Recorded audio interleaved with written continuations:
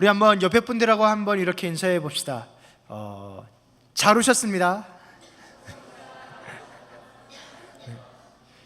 네, 저는 오랜만에 하는 것 같은데 네, 오늘따라 잘생겨 예뻐 보이십니다. 별로. 감사합니다. 네. 네, 아바의 꿈이란 그 제목으로 지난주에 나누고, 아바의 꿈, 아버지의, 우리 하늘 아버지의 꿈이란 그 내용을 가지고, 개념을 가지고 쭉 이제 호세아 시리즈를 하려고 하고 있습니다. 지난주에는 아바의 꿈 해서 살아계신 하나님에 대해서 나눴어요. 살아계신 하나님, 하나님은 어제도 오늘도 내일도 변함없이 살아계신 우리 하나님인 줄로 믿습니다. 하나님이 살아계시다는 것은 어떤 의미냐면 어제도 오늘도 내일도 일한다는 거예요. 죽지 않고 살아있어서, 살아있기 때문에 액티브하게 일하는데 그 하는 일이 무엇이냐? 하나님이 어떤 분이시냐? 하나님은 사랑이십니다. 사랑이신 하나님이 살아 계시기 때문에 변함없이 우리를 사랑하셔서, 그분의 사랑은 우리를 놓지 않고, 그분의 사랑은 절대로 지치지 않고 포기하지 않고 우리를 향한 끊임없이 타오르는 맹렬한 사랑인 줄로 믿습니다. 그 사랑으로 우리를 지금도 주장하고 계십니다. 오늘은 아바의 꿈 두 번째 시간으로 내가 내게 장가들어입니다. 우리 한번 따라해 볼까요? 내가 내게 장가들어. 내가 내게 장가들어. 혹시 장가 가는 게 꿈인 분 계십니까? 시집 가는 게 꿈인 분 계십니까? 그 장가 가려면 어떻게 해야 되죠? 장가 가려면 일단 좋아하는 여자가 있어야 됩니다. 남자면 안 됩니다.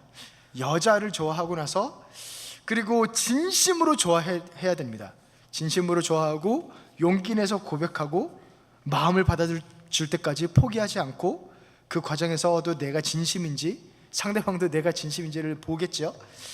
그러면서 성실하고 신실하고 진실하게 하다 보면, 기도하면 하나님이 도우셔서 장가갈 줄로 믿습니다. 별로. 우리 성원이한테 물어보세요. 장가가려면 어떻게 되는지. 그래서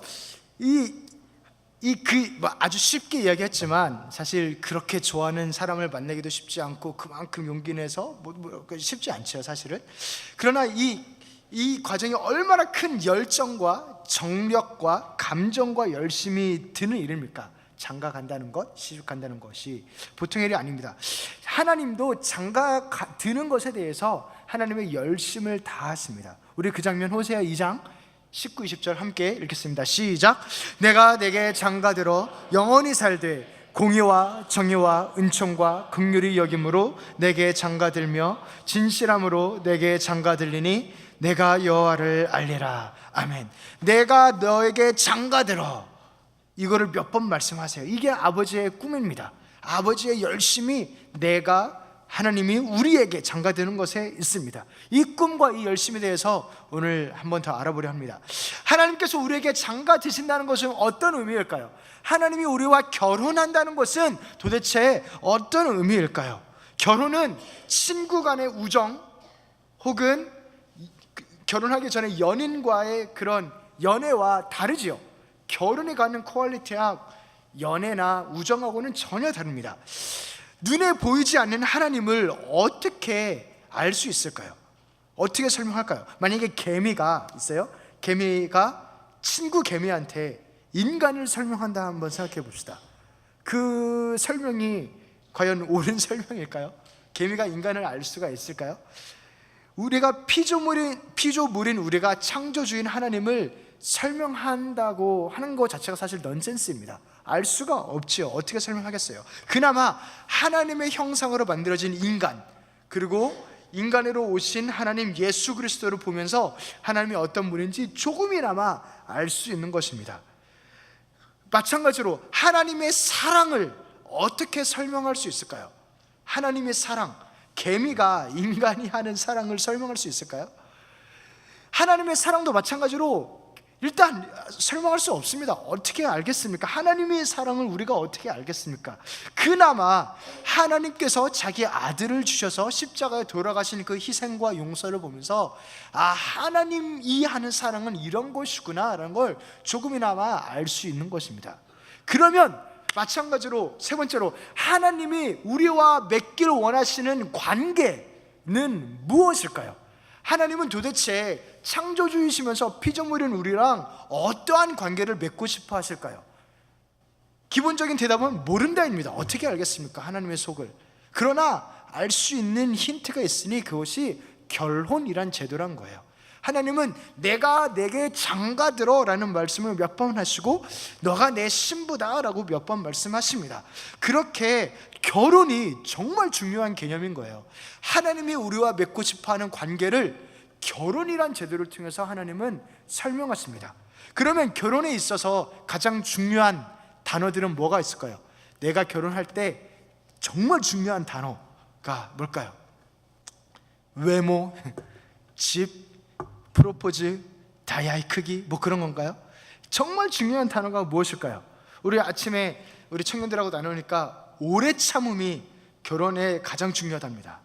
오래 참음과 인내와 오래 참음, 혹은 신실함, 책임, 뜨거운 감정, 무엇이 가장 중요할까요? 오늘 말씀은 5가지를 이야기합니다. 5가지를. 공의, 정의, 은총, 그리고 긍휼의 여김, 진실, righteousness, justice, steadfast love, mercy, and faithfulness. 이 5가지를 이야기합니다. 하나님과 우리와의 결혼 관계에서 이 5가지가 중요하다라고 이야기를 하는 거예요. 이 5가지를 힘써 지켰으면 합니다. 부부는 닮지요. 부부는 닮습니다. 사실은 뭐 비슷한 사람끼리 만납니다. 물론 다른데 또 비슷한 게 있으니까 서로 끌리고 마음이 맞으니까 만났을 거잖아요. 그래서 남자는 목사인데 여자는 사탄교 교주예요. 거기 결혼을 했을까요? 그렇지 않을 거잖아요.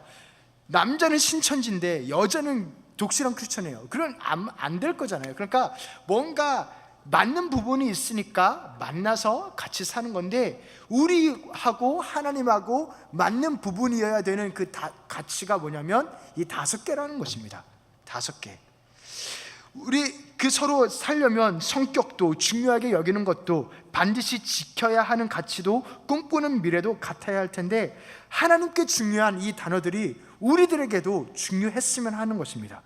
나한테 너무 중요한 건데 만약에 남편이나 아내가 그것을 안 중요하게 여겨요. 나한테는 이게 너무나 중요한 건데 배우자가 전혀 신경도 없어요. 그러면은 어떻게 됩니까? 별로 해보라고 추천해드리지는 않겠습니다. 네, 그러면 안 됩니다. 큰일 납니다. 그러니까 중요한 거는 정말 중요하게 여겨야 하는 것입니다. 이 5가지 단어를 한번 보려 합니다. 우리 19절 말씀 한번 읽겠습니다. 시작. 내가 내게 장가들어 영원히 살 때 공의와 정의와, 첫 번째는 공의와 정의 2개를 보려고 하는 거예요. Righteousness and justice. 이 공의와 정의는 그냥 쉽게 이야기하면 옳은 행동입니다. 옳은 행동, 맞는 행동, 옳은 행동, 옳은 것, 타협하지 말라, 기준을 흐리려 하지 말라, 음란을 제거하라라는 것입니다. 우리가 결혼한 상대는, 우리에게 결혼하고 싶어 하시는 상대는, 우리에게 내가 내게 장가들어 라고 말씀하시는 분은 하나님이십니다. 그분은 말 그대로 전혀 흐트러짐이 없는 분이세요. 그렇게 맞는 대상끼리 결혼할 거잖아요. 우리에게도 전혀 흐트러짐이 없는 것을 요구하십니다. 마음이 나누어지는 것을 용납하지 않으십니다. 자존심이 엄청 세십니다. 당연한 거 아닙니까? 하나님인데 하나님처럼 완벽하신 분이 자존심이 낮을 이유는 없잖아요. 그래서 하나님께서 우리에게 반드시 공의와 정의를 지켜야 한다라고 말씀을 하시는 거예요. 이게 아주 중요한 가치다. 대충 넘어가거나 눈 감아줄 수 없다. 왜냐하면 하나님은 거룩하시기 때문에. 그런데 우리는 그렇지 않지요. 그래서 해결하시는 방법이 예수 그리스도. 우리는 부족하지만 하나님께서 예수 그리스도의 피로 우리를 정의롭게, 공의롭게 하시사 그 은혜로 우리를 살리시고 예수 그리스도의 신부를 만들어 주신 겁니다. 그렇게 하나님은 자기 아들을 죽여서까지 우리를 절대로 포기하지 않으십니다. 하나님이 우리에게 복 주시길 원하시는데, 아멘이십니까? 이 받는 복은 하나님을 가까이 하는 복이에요. 그 하나님을 가까이 하는 자는 죄인은 가까이 하면 죽었어요. 근데 가까이 하고도 죽지 않게 우리를 거룩하게 만드신다는 거예요. 홍군형을 내서라도 옳게 맞게 하신다는 것입니다. 그래서 이것을 우리 2장 2절에서 13절까지를 이것을 어떻게 표현하냐면 음란을 제거하라는 표현을 합니다. 우리 같이 한번 읽어보겠습니다. 시작. 너희 어머니와 논쟁하라. 그는 내 아내가 아니요 나는 그의 남편이 아니라 그가 그의 얼굴에서 음란을 제하게 하고 그 유방 사이에서 음행을 제하게 하라. 음란이 무엇입니까? 음란, 아내, 남편 외에 다른 이를 여자나 남자로 바라보면서 나오는 모든 것이 음란입니다. 음란한 행동이란 그 욕심과 탐심, 욕망에서 나오는 사실상 모든 행동을 음란한 행동입니다. 꼭 육체적인 관계가 없다고 음란한 행동을 안 했다라고 할 수가 없죠. 음흉한 눈빛이라는 그런 단어도 있잖아요. 그러니까 여기서 영적인 면에서 이스라엘 민족의 음란은 우상숭배입니다. 우상숭배. 하나님보다 더 사랑하는 모든 것이, 그것이 어떤 것이든 우상이에요. 그 우상이 심지어 배우자가 될 수도 있어요. 아니, 남편이 아내를 사랑하는데 왜 그게 나쁜 거냐? 그런데 그 우상이 자기 자신이 될 수도 있어요. 그렇게 하나님보다 배우자를, 하나님보다 나를 더 사랑하면 그것이 무엇이든 아주 당연하고 맞는 것인데도 우상이 되는 겁니다. 그래서 하나님을 사랑하기 때문에 상대방, 하나님이 허락하신 배우자를 사랑하고 하나님께서 택하신 나를 사랑하는 그 순서가 되어야지, 그 순서가 바뀌게 되면 무엇이든, 아니 남편이 아내를 사랑하는 게 그 왜 나쁘겠어요? 그 무엇이든 그 순서가 바뀌면 우상인 것입니다. 그래서 10계명의 제 첫 번째 계명이 무엇이죠? 우리 함께 읽어봅시다. 시작. 너는 나 외에 다른 신들을 내게 두지 말라. 하나님은 우리의 사랑이 나뉘어지는 것을 용납하지 않으세요. 절대 용납하지 않으십니다. 사랑하는 청년 여러분, 성도 여러분, 우리가 평생을 걸쳐서 이것을 배워가는 과정인데 절대 하나님은 나의 사랑이 나뉘어지는 것을 정말 싫어하십니다. 정말 처절하게 싫어하십니다. 그 무엇이 됐든 하나님은 질투의 화신이십니다. 우리 같이 한번 신명기 4장 24절 함께 읽겠습니다. 네, 하나님 여호와는 소멸하는 불이시요 질투하시는 하나님이시니라. 아멘. 하나님은 질투로 끝나지 않아요. 질투하고 혼자 맘상해하고 끝나지 않습니다. 질투하고 갚으십니다. 우리 그 부분 우리 나훔 1장 2절 함께 읽겠습니다. 여호와는 질투하시며 보복하시는 하나님이시니라. 여호와는 보복하시며 진노하시되. 그래서 하나님은 반드시 당신의 사랑을 지키시고 갚으십니다. 이 부분을 오늘 말씀에서는 2장 3절에서는 이렇게 이야기를 해요. 우리 함께 읽겠습니다. 그렇지 아니하면 내가 그를 벌거벗겨서 그 나던 날과 같게 할 것이요 그로 광야같이 되게 하며 마른 땅같이 되게 하며 목말라 죽게 할 것이며. 되게 무서운 말씀이죠. 그 정도로 우리를 사랑한다는 거예요. 그 정도로 질투한다는 것이고, 그 질투에서 끝나지 않고 반드시 제자리로 돌려놓으신다는 것입니다. 절대 놓지 않고 자존심 세신 분이세요. 하나님 절대 용납하지 않으십니다. 당신을 향한 사랑이 있어야 할 곳에 반드시 있게 하십니다. 그것이 하나님입니다. 그러니 우리가 알아야 할 것은 그 맹렬한 사랑 앞에 사랑을 받아들이고 똑바로 행동하는 게 우리가 할 행동이죠. 똑바로 행동해야 됩니다. 공의롭게, 정의롭게, 음란을 제거하고 우상을 제거하고. 하나님과 결혼했는데 다른 데 정신 팔지 말고 돈 버는데, 야망을 쫓는데, 사람을 구하는데 그렇게 정신 뺏지 말고 하나님께 집중하는 것, 그것을 하나님께서는 원하십니다. 그 결혼 관계를 원하세요. 그것을 원하세요. 나만 바라보라는 것. 그러면서 자신의 존재감을 드러내십니다. 사랑하는 청년 여러분, 성도 여러분, 하나님을 시험하려 하지 마시기를 부탁드립니다. 네, 아멘. 하나님 시험하지 마세요. 그 정도 대상이 아닙니다. 감히 우리 피조물이 말로 할 때 잘 들어야 됩니다. 여기서 보면은 얼굴에서 음란을 제한다라는 그런 표현이 나와요. 2장 2절에 얼굴에서 음란을 제한다라는 표현이 나옵니다. 얼굴에서 음란을 제한다. 이미 음란하게 된 그 백성이 얼굴에 음란이라는 게 써 있나 봐요. 그런데 얼굴에서 음란을 빼는 방법이 무엇이 있겠습니까? 얼굴에서 음란을 빼는 가장 좋은 방법은 남편의 사랑을 받는 거예요. 사실은 남편의 사랑을 받으면 굳이 다른데 안 기웃거려도 되겠죠. 남편의 사랑을 받으면 그 사랑을 받고 그 사랑을 받고 그 사랑을 받으면 그 사랑에 만족하고 그 사랑 안에 자유하고 그 사랑에 두려움을 내쫓고 그 사랑 안에 평강하고 그 사랑에 일으켜 세우고 그 사랑이 놓지 않는 그 사랑을 받으면 어느새 그러한 불안하고 음란한 어려운 것들은 다 사라지는 것입니다. 사랑하는 청년 여러분, 성도 여러분, 우리가 그 사랑 안에 충만하게 거하기를 주님의 이름으로 축복합니다. 하나님의 아버지의 사랑, 내 남편의 사랑을 우리가 더욱더 깊이 누리기를 소원합니다. 첫 번째로는 하나님이 중요하게 여기는 가치는 공의와 정의, 두 번째로는 은총과 긍휼이 여김입니다. 우리 함께 19절 우리 함께 읽겠습니다. 은총과 긍휼이 여김으로 내게 장가들며. 하나님 우리에게 장가를 들면서 결혼하면서 우리에게 무엇을 주기를 원하시냐면 은총과 긍휼, steadfast love, mercy, love and mercy를 주기를 원하십니다. 변치 않는 사랑, 긍휼을 부으시기를 원하세요. 그래서 이스라엘 백성아, 너희가 나를 그렇게 떠나고도 너희가 좋으냐? 그렇게 너희가 돈, 먹을 거, 성공 구하면서 나를 떠나서 살더니 그 욕심 따라 떠나더니 그렇게 좋더냐? 라고. 그렇지 않다. 내가 너를 바알을 섬기는 만큼, 그렇게 너의 욕심 따라 산 만큼 그 실대로 너가 바알한테 산 만큼 그대로 내가 벌을 주겠다. 그렇게 사실 13절에 이야기하세요.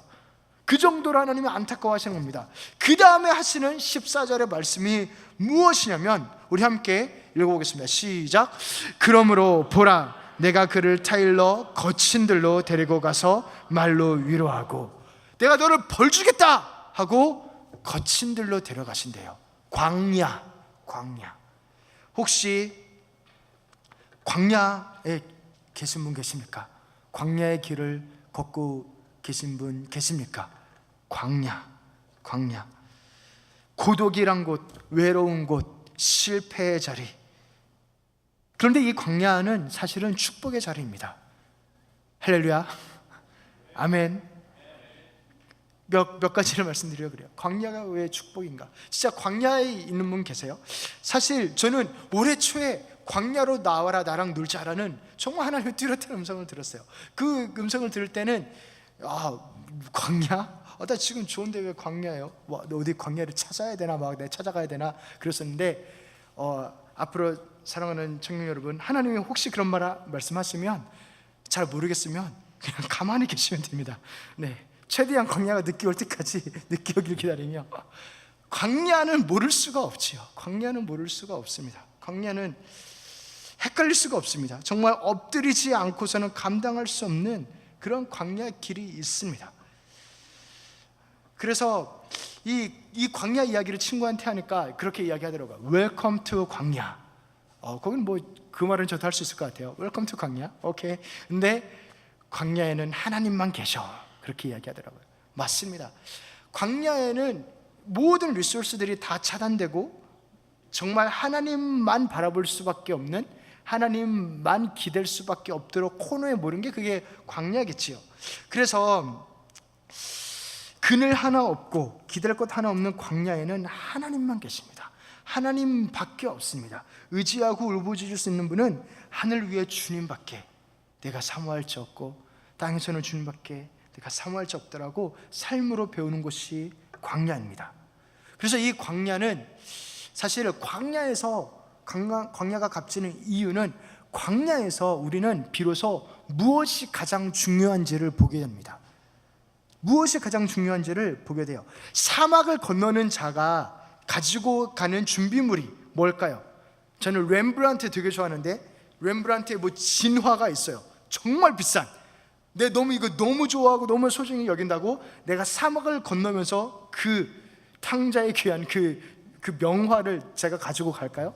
아니면 제가 정말 좋아하는 빨간 기타를 제가 광야를 건너면서 그것을 메고 갈까요? 그렇지 않죠. 나에게 정말 내가 좋아하는 것이지만 정작 필요한 것 말고는 물이나 옷이나 신발 같은 거 말고는 사실 다 버리게 됩니다. 바다의 풍랑이 입니다. 바다의 풍랑이 일어서 최대한 배를 가볍게 하기 위해서 물건들을 버립니다. 정말 골동품, 완전 로마 시대 때 황제가 쓰던 도자기 너무나 귀한 게 있어요. 근데 그것을 안 바다에 내버릴까요? 그 큰 풍랑이 있는데 내 목숨보다 중요하진 않잖아요. 그러니까 광야를 만나면 무엇이 진짜 중요한지를 사실을 보게 됩니다. 집에 불이 났어요. 애가 이 안에 있어요. 그러면은 정말 딱 한 번만 왔다 갔다 할 수 있는 시간이 될 것 같아요. 불이 나서. 그러면 애를 데리고 나오겠지요. 다른 뭔가 중요한 것이 아무리 많을지라도 그렇지 않겠습니까? 생명보다 중요한 것이 무엇이 있겠습니까? 광야에서 비로소 나는 나에게 뭐가 가장 중요한지를 보게 되는 것입니다. 그 작업이 사실은 광야에서 일어난 작업입니다.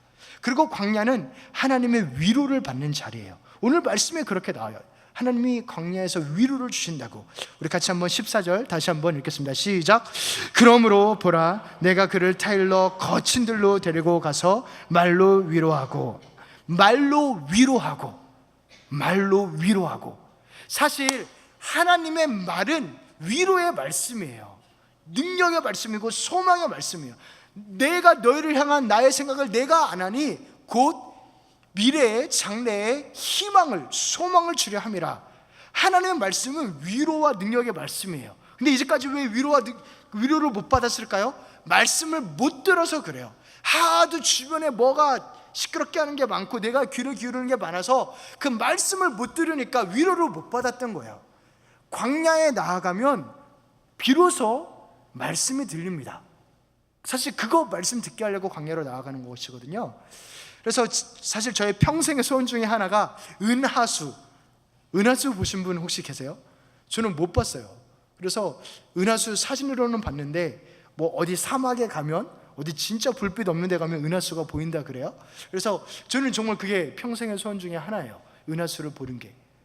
은하수를 제가 못 보는 이유는 뭐 오염도 있겠지만 주변에 불빛이 많으니까 이미 불빛이 많으니까 아무리 하늘을 바라봐도 안 보이는 거잖아요.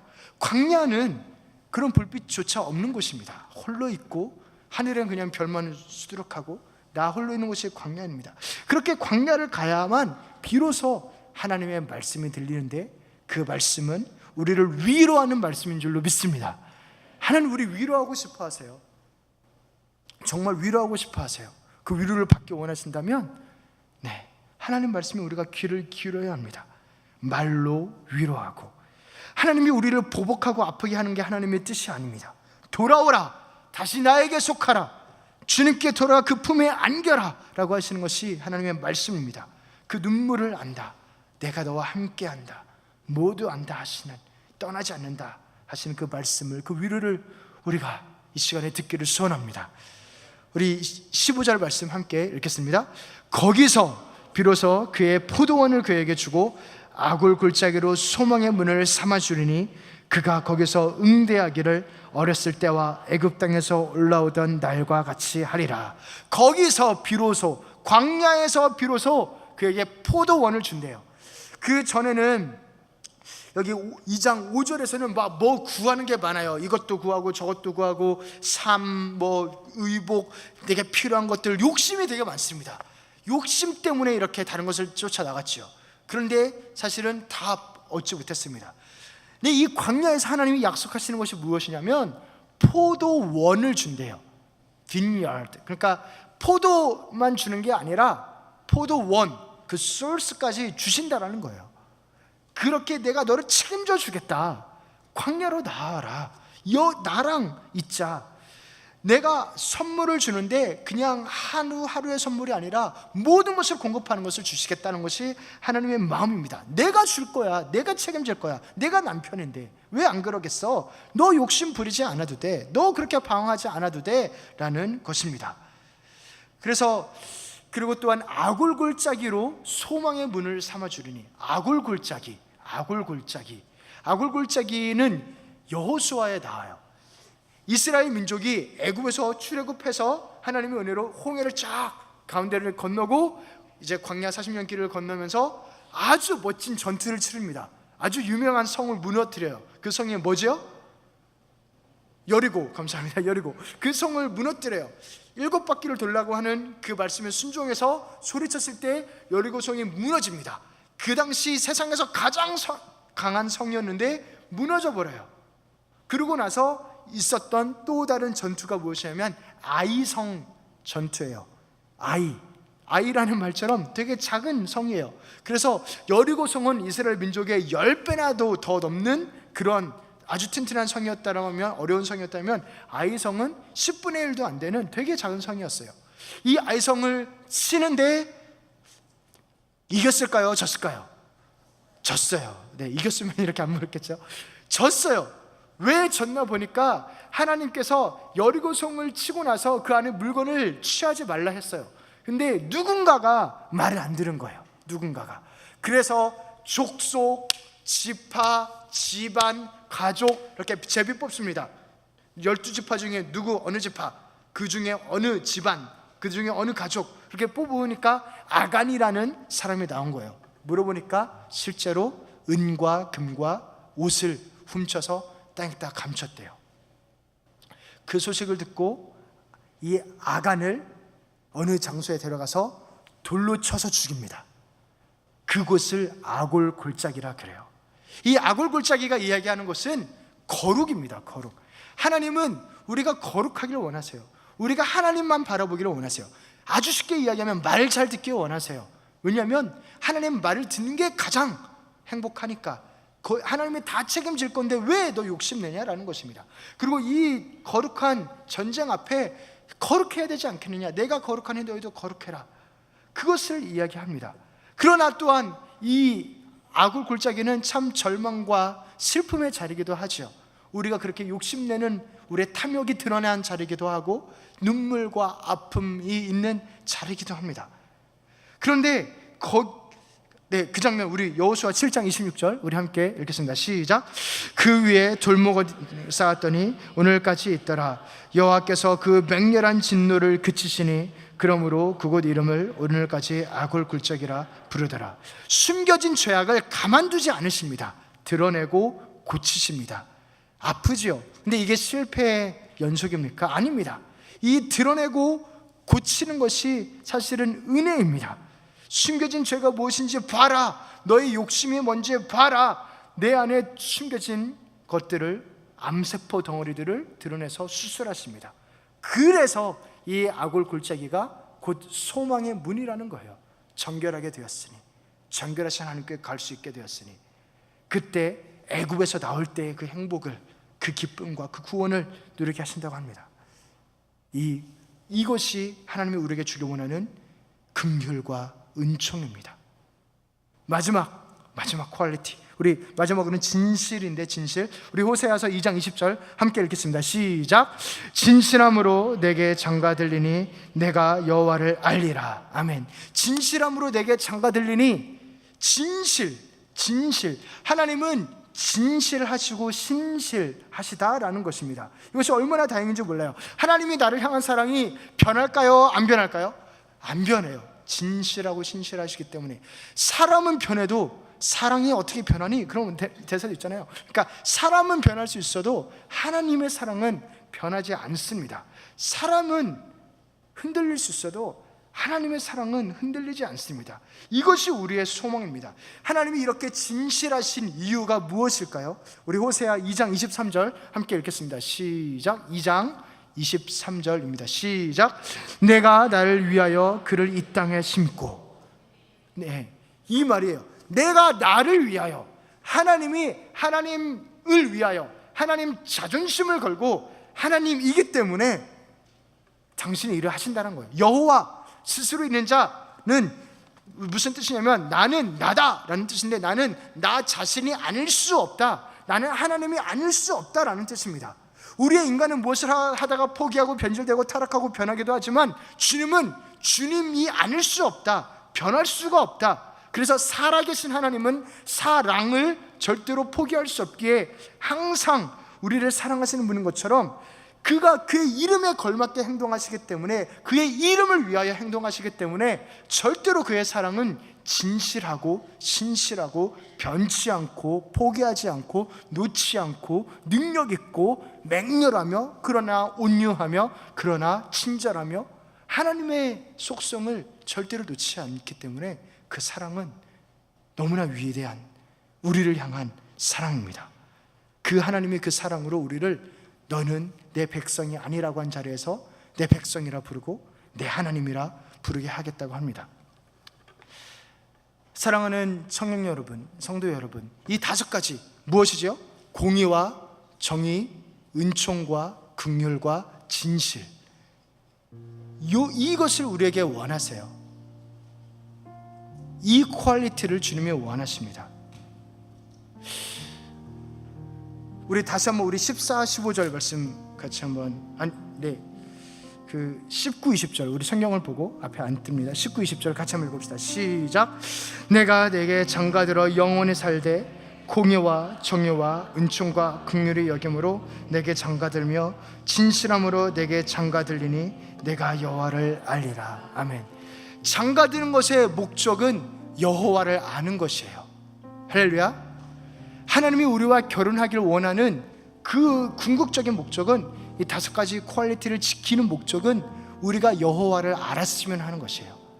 제가 아침에 우리 청년들과 성경 공부를 나누다가 이거를 주셨어요. 제가 새벽까지 설교했을 때는 이 부분이 없었는데 이거로 전하기를 원하시는 거구나. 하나님이 5가지를 알려주십니다. 우리의 관계에서 지켜야 할 것은 이 5가지다.